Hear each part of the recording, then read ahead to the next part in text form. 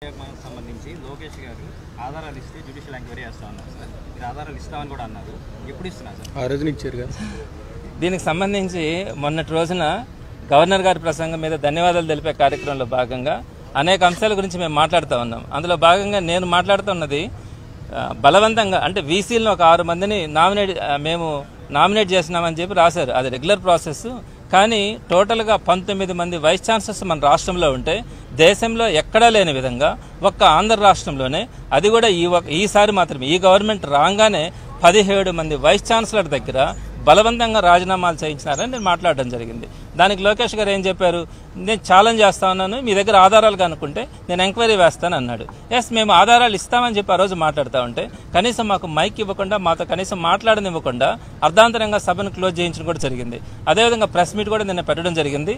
రేపు 3వ తారీఖున మేము సబ్మిట్ చేస్తా ఉన్నాం మా దగ్గర ఉన్నటువంటి ఆధారాలని. వెరీ క్లియర్ ఎవిడెన్సెస్ ఉన్నాయి. వాటిలో ఫస్ట్ ఎవిడెన్స్ ఏంటంటే రిజిగ్నేషన్ ఏదైతే వైస్ ఛాన్సలర్స్ ఇచ్చినారో అక్కడ మెన్షన్ చేస్తున్నారు క్లియర్గా, ఆంధ్రప్రదేశ్ గవర్నమెంట్ నుంచి వచ్చినటువంటి instructions, AP state council higher education chairman ఇచ్చినటువంటి ఓవరాల్ ఇన్స్ట్రక్షన్స్ ద్వారా మేము రిజైన్ చేస్తున్నామన్నారు. మూకుమ్మడిగా 17 మంది వైస్ ఛాన్సలర్ రాజీనామా చేసిన సంఘటన దేశంలో ఎక్కడా లేదు. ఆ 17 మంది రాజీనామాల పత్రాల్లో కూడా మెజార్టీ అందరూ కూడా ఈ పదాన్ని మెన్షన్ చేయడం జరిగింది. అక్కడ మీకు అర్థం కాలేదా బలవంతంగా వాళ్ళ దగ్గర చేయిస్తా ఉన్నామని? అదేవిధంగా రెండోది కూడా, ఈ వైస్ ఛాన్సలర్ దగ్గరికి వెళ్ళి నేను ఈరోజు ఇక్కడ మాట్లాడడానికి కొంచెం సిగ్గుపడతా ఉన్నాను. వాళ్ళతో మాట్లాడినటువంటి పదాలు చాలా అభ్యంతరకరంగా, కొట్టన వెళ్ళి వందల మంది ఆ వైస్ ఛాన్సలర్స్ మీద దాడులు చేసి మీరు రాజీనామా చేస్తారా లేదని చెప్పి రాజీనామాలు చేయించిన వీడియోస్ మా దగ్గర ఉన్నాయి. ఆ వీడియోస్ని కూడా సబ్మిట్ చేయడం జరుగుతుంది. అదేవిధంగా ప్రెస్లో అప్పుడు వచ్చినటువంటి వైస్ ఛాన్సలర్స్ మీద దాడుల గురించి ప్రెస్లో వచ్చినటువంటి ఫొటోస్ కానీ, న్యూస్ క్లిప్పింగ్స్ కానీ వాటిని కూడా ఎంక్లోజ్ చేయడం జరుగుతుంది. అదేవిధంగా ఆ రోజు ఉన్నటువంటి హైయర్ ఎడ్యుకేషన్ ప్రిన్సిపల్ సెక్రటరీ అందరూ వైస్ ఛాన్సలర్స్కి ఫోన్ చేసి 2 days లోపల మీరు రిజైన్ చేయాలని చెప్పి మాట్లాడడం కూడా జరిగింది. సో ఈ ఎవిడెన్స్ అన్నింటినీ కూడా రేపు 3వ తారీఖున ఎడ్యుకేషన్ మినిస్టర్ లోకేష్ గారికి ఇవ్వడం జరుగుతుంది.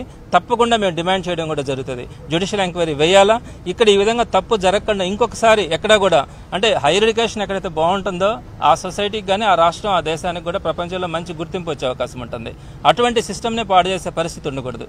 మరి మేము ఖచ్చితంగా డిమాండ్ చేస్తాం, హైయర్ ఎడ్యుకేషన్ సిస్టంలో వేలు పెట్టడం కానీ, హైయర్ ఎడ్యుకేషన్ సిస్టమ్ని స్పాయిల్ చేయడానికి ప్రయత్నించినటువంటి విధానాన్ని జ్యుడిషియల్ ఎంక్వైరీ వేసి అక్కడ వచ్చేటువంటి రిజల్ట్ ద్వారా తప్పు చేసినటువంటి వారందరినీ, ఎవరైతే వైస్ ఛాన్సలర్స్ మీద గొడవలకు వెళ్ళినారో వాళ్ళందరికీ కూడా ఈ ప్రభుత్వం వచ్చిన తర్వాత కొన్ని నామినేటెడ్ పోస్టులు ఇచ్చింది.